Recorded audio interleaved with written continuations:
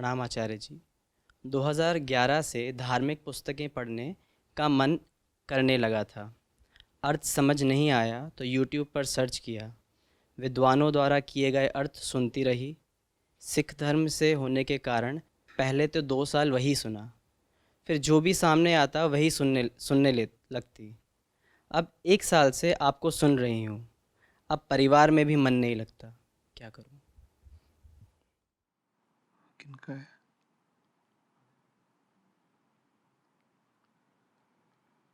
ये मत कहिए कि परिवार में या संसार में मन नहीं लगता। ये कहिए कि जैसा हमने परिवार बना रखा है उसमें नहीं लगता मन, और जैसा हमने अपने चारों ओर संसार रच रखा है उसमें नहीं लगता मन। परिवार संसार से हटकर कहां जाएंगे? एक परिवार छोड़ भी दिया तो किसी दूसरे तरह का कोई और परिवार बन ही जाएगा। और अगर हम आंतरिक रूप से वैसे ही हैं जैसे हमेशा से थे, तो पहले परिवार में जो दोष थे वो दूसरे परिवार में भी मौजूद रहेंगे ही रहेंगे। हम थोड़ी देर पहले कह रहे थे ना कि क्या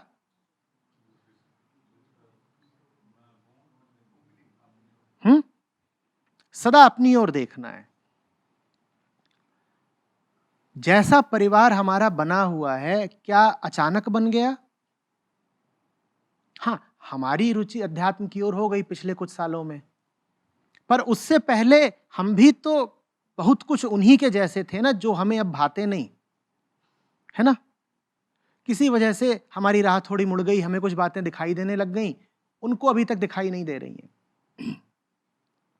बल्कि जिन्हें दिखाई नहीं दे रही हैं वो चकित रहते होंगे कि ये भी तो अभी 10 साल पहले तक हमारे ही जैसे थी, अब ये बहकी बहकी बातें करती हैं।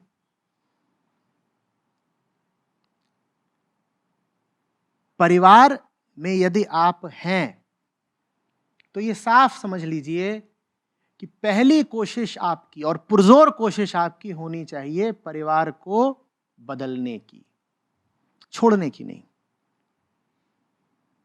अध्यात्म प्रेम और करुणा की बात है, ये छोड़ा छाड़ी तत्काल त्याग ये सब नहीं। तत्काल नहीं सर, 3 साल से कुछ नहीं होते 3 साल। नहीं सर, पॉइंट्स ही आती हैं ऐसे जबरदस्ती। रात को लिखती हूँ तो डांटते हैं कि क्यों उठ उठ के लिखती है। पता नहीं तूफान सा आता है जैसे, अंदर कुछ लिखने लग जाती है। जो डांट रहे हैं, अब आप तो अध्यात्म में हैं तो बताइए कि जो डांट रहे हैं उनका अंतर जगत कैसा होगा? वो कैसे होंगे भीतर से? दुखी है, बहुत है ना, दुखी होंगे ना। तो अध्यात्म क्या सिखाता है? जो दुखी है उसको छोड़ छाड़ के कहीं और निकल जाओ। छोड़ा नहीं, तभी तो 11 से ऐसे चल रही। बल्कि अगर अपना, ये ले लीजिए, बल्कि अगर अपना अध्यात्म परिपक्व हुआ है, वाकई कोई बात समझ में आई है, तो मैं कह रहा हूं कि पहली और जोरदार कोशिश, ईमानदार कोशिश यही होनी चाहिए कि जिनके साथ हैं उनको धैर्य पूर्वक समझाएंगे, उनका हाथ पकड़ेंगे, उन्हें आगे बढ़ाएंगे। ये बहुत सस्ता और आलस से भरा हुआ तरीका है, और मुझे इसमें थोड़ी क्रूरता भी दिखाई देती है कि जब तक तो उनके जैसे थे उनके साथ हंसी खेल करते रहे, और जब अपनी जिंदगी में कुछ रोशनी आई है तो वही लोग अब नीचे या बुरे लगने लगे। नहीं सर, बुरे की बात नहीं, हम्म, बोलते हैं तो अच्छा नहीं लगता। समझाइए, यही तो है ना, जो अच्छा नहीं लगता उसको ही तो बुरा बोलते हैं ना। अच्छे का ही विपरीत क्या होता है? अच्छे का विपरीत क्या होता है? बुरा। तो आप कह रही हैं अच्छा नहीं लगता, मैं कह रही हूं बुरा लगता है। कुछ अलग कहा क्या मैंने? तो सुने, जब तक तो सब एक जैसे थे तब तक कोई समस्या नहीं। अब जब आप थोड़े ऊंचे होने लगे हैं तो वो अच्छे नहीं लगते, बुरे शब्द का प्रयोग नहीं कर रहा।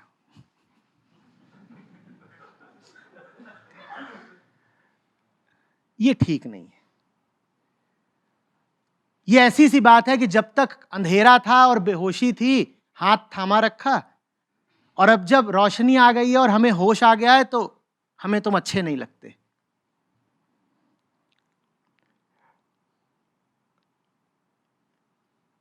कुछ ऋण होते हैं पुराने, चुका दें तो अच्छा रहता है।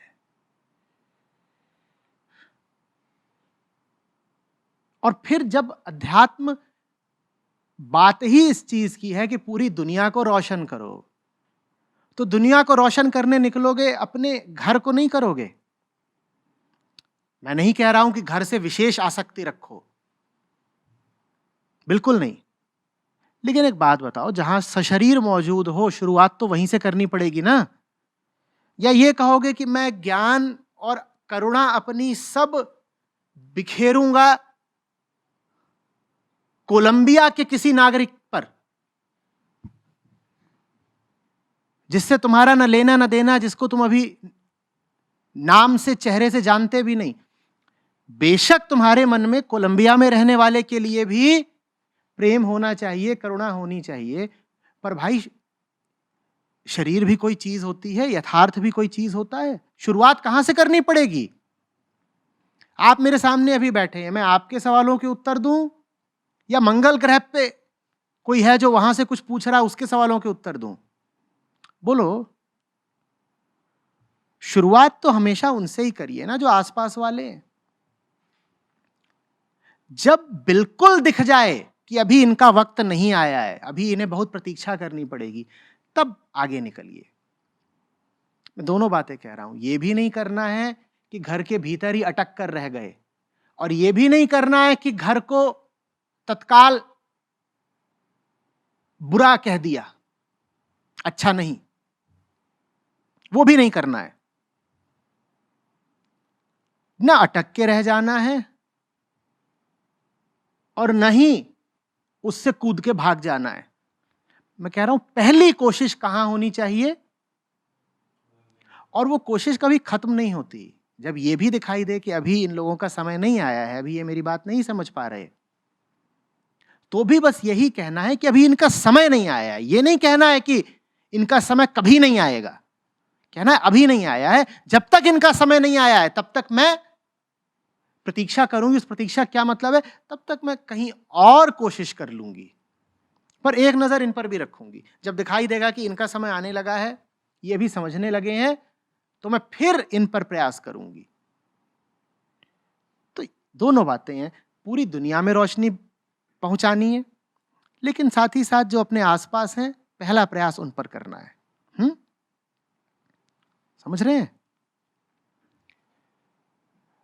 हम नहीं जानते ऊपर वाले के तरीके। बहुत लोगों का हृदय परिवर्तन इसी बात से हुआ है इतिहास में कि उन्होंने एक धार्मिक आदमी को अपनी ओर से खूब परेशान करा, और वो फिर भी अडिग रहा, प्रेमपूर्ण रहा, मुस्कुराता रहा। एक से एक क्रूर और अधार्मिक हिंसक लोग बदल गए हैं ये देख करके कि वो जिसको दुख पहुंचा रहे थे, वो दुख के बावजूद प्रेमपूर्ण रहा और सच्चे रास्ते से डिगा नहीं। वो इसी बात से फिर बदल भी गए। कौन जाने कि आपके घर वाले अगर आपको परेशान करते प्रतीत होते हैं, तो यही उपाय बना रहा हो ऊपर वाला उनके परिवर्तन का, कि तुम उसको खूब परेशान करके देख लो, वो परेशान फिर भी नहीं होने वाली। जब नहीं आप परेशान होएंगी तो उनको बड़ा अचरज होगा। वो कहेंगे बात क्या है, कुछ तो बात है, ये क्या पढ़ती रहती है। क्योंकि हमें कोई इतना परेशान करता तो हम तो परेशान हो जाते। निश्चित रूप से इस महिला को कुछ विशेष मिल गया है। हम इसे सालों से परेशान कर रहे हैं, इसे पढ़ने नहीं देते, ये करते हैं, वो करते हैं, जो भी बातें आप बताएंगी। हम इसको इतने तरीकों से सताते हैं, लेकिन ये फिर भी अडिग रहती है। ये किन ग्रंथों का पाठ कर रही है? ये क्या देखती रहती है यूट्यूब पर? उन्हें भी थोड़ी उत्सुकता होगी। एक सूत्र समझिएगा, जो आपको जिस तरीके से डराना चाहता है वो उसी चीज से स्वयं भी बहुत डरता है, तभी तो वो उस चीज का प्रयोग कर रहा है आपको डराने के लिए। जो मरने से डराएगा, जान लीजिए कि वो स्वयं भी मरने से डरता है। क्योंकि वो मरने को बड़ी बात समझता है, इसीलिए जब वो आपको प्रभावित करना चाहता है तो आपसे कहता है तुझे मार दूंगा। तो आपको जो लोग परेशान कर रहे हैं, निश्चित रूप से वो परेशानी को बड़ी बात समझते हैं। वो सोचते हैं कि इसको परेशान करेंगे तो टूट जाएगी, हिल जाएगी। आप दिखा दीजिए कि परेशानी बड़ी चीज है ही नहीं। ये आपका तरीका होगा उन्हें झकझोर देने का। तुमने मुझे परेशान किया, मुझे अंतर ही नहीं पड़ा। ये बहुत करारा जवाब होगा, करारा भी और प्यार से भरा हुआ भी। करारा प्यार।